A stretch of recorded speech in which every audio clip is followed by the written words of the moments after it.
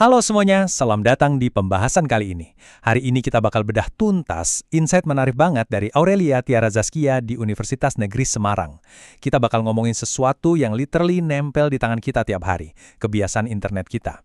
Yup, kita bakal kupas gimana sih cara kita nanggepin hoax, dan tahukah kamu kalau filosofi dasar negara kita, Pancasila, itu ternyata bisa jadi semacam filter paling canggih buat survive di dunia maya. Seru kan?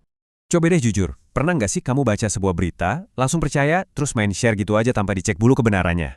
Oke, nggak usah malu, kita semua pasti pernah kok. Tiba-tiba ada link masuk di grup chat keluarga atau tongkrongan. Judulnya heboh banget, emosi langsung kepancing, dan klik, langsung di-forward. Padahal, cuma gara-gara satu klik impulsif itu, informasi yang salah bisa nyebar ke ribuan orang cuma dalam hitungan detik. Nah, mari kita bahas kenapa ini bisa gampang banget terjadi.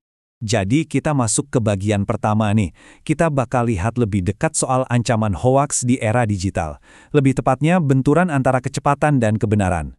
Yang paling menarik dari situasi ini adalah, kemudahan terbesar yang kita punya sekarang justru jadi kelemahan terbesar kita.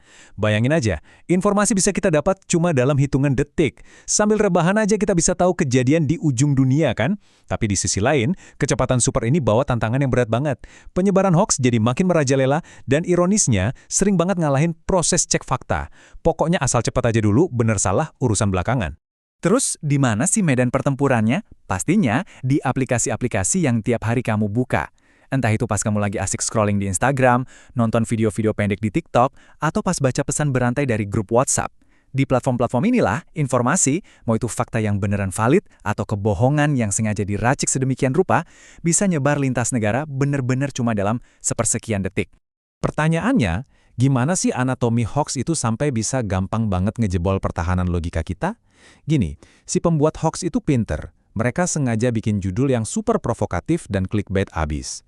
Judul-judul ini emang didesain khusus buat, ibaratnya, nge-bypass atau ngelewatin filter kritis di otak kita. Jadi, alih-alih kita mikir jernih, yang ada emosi kita duluan yang terpancing. Hasilnya, ya kita jadi percaya gitu aja tanpa dasar, dan akhirnya ngerasa gatal pengen langsung nge-share saat itu juga.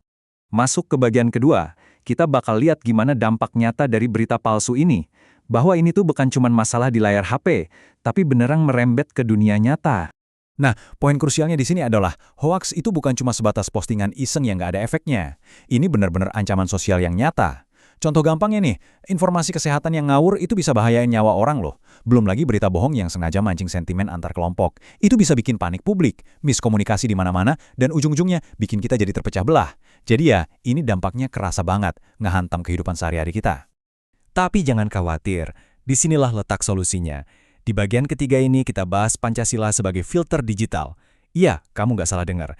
5 sila ini ternyata adalah filter paling canggih yang selalu ada di ujung jari kita. Buat ngadepin semua kekacauan informasi tadi, ternyata panduannya udah ada sejak lama di fondasi negara kita sendiri. Kita mulai dari sila pertama nih, ketuhanan yang Maha Esa. Esensi dari sila ini kan menjunjung tinggi nilai kejujuran.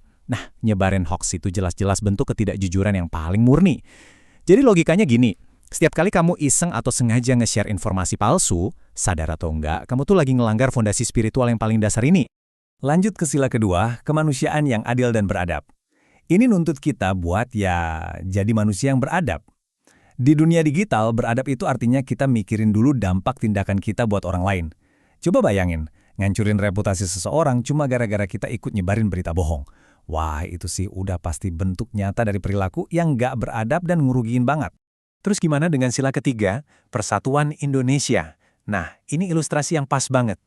Kita tahu kan kalau hoax itu sering banget dibikin emang buat senjata pemecah belah. Target utamanya pasti eksploitasi isu sensitif kayak SARA atau politik. Jadi pas kamu ikut-ikutan nyebarin narasi kebencian atau hoax semacam itu, kamu tuh lagi nyerang langsung semangat persatuan kita. Kamu lagi bantuin mecah belah bangsa sendiri. Beranjak ke sila keempat, sila ini dengan tegas nyuruh kita buat mengedepankan hikmat kebijaksanaan. Kalau diartiin ke bahasa internet zaman now, ini tuh panggilan wajib buat berpikir kritis. Ini benar-benar kebalikannya dari kebiasaan kita yang gegabah. Daripada percaya membabi buta, terus langsung mencet tombol share secepat kilat tanpa ngecek faktanya, sila ini ngingetin kita untuk berhenti sebentar, cari kebenarannya, dan jadi lebih bijaksana. Dan yang terakhir, penutup dari framework kita. Sila kelima tentang keadilan sosial. Jangan salah, hoax itu bukan kejahatan yang nggak ada korbannya. Satu aja informasi bohong menyebar, itu bisa nyiptain ketidakadilan yang luar biasa tajam. Ada pihak-pihak tertentu yang bakal dirugiin secara sosial atau bahkan hancur ekonominya cuma gara-gara fitnah. Jadi, ikut nyebarin hoax itu sama aja kita lagi ngerusak keadilan sosial di tengah masyarakat. Masuk ke bagian keempat, menjadi generasi cerdas digital. Di sini kita bakal bahas gimana caranya mengembalikan kendali dan kekuatan itu ke tangan kamu. Oke, so apa yang harus kita lakuin sekarang? Ini dia, 4 jurus pertahanan praktis yang bisa langsung kamu terapin. Pertama, please banget, cek kebenarannya dulu sebelum share. Biasain otak kita kerja lebih cepat daripada jempol kita. Kedua, pastiin kamu selalu pakai info dari sumber yang jelas dan terpercaya. Ketiga, tahan emosi. Latih diri kamu supaya nggak gampang kepancing sama judul-judul clickbait yang lebay. Dan yang keempat, jangan cuma berhenti di kamu. Jadilah agen yang ikut ngedukasi orang lain soal literasi digital. Kamu harus selalu ingat, zaman sekarang ini, batas antara dunia maya sama dunia nyata tuh udah kabur banget. Mempraktekkan nilai Pancasila pas lagi main sosmed, itu sama krusialnya dengan di kehidupan nyata. Tiap interaksi, tiap like, dan tiap postingan yang kamu buat, itu ninggalin jejak digital yang kuat banget. Dan itu bisa langsung ngebentuk cara pikir orang-orang yang membacanya. Aurelia ngasih satu kesimpulan yang menurut aku ngena banget buat kita semua. Di balik kemudahan teknologi, ada tanggung jawab besar yang harus kita jalankan. Bener banget kan?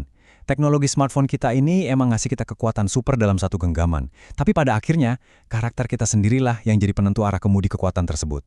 Dan ini ngebawa kita balik lagi ke pertanyaan di awal tadi. Satu sentuhan kecil di layar kamu, satu klik yang kelihatannya sepele, ternyata nyimpan dampak yang masif banget buat masyarakat. Pertanyaannya sekarang, setelah kamu sadar betapa besarnya tanggung jawab ini, apa klik kamu selanjutnya? Terima kasih udah menyimak pembahasan kali ini.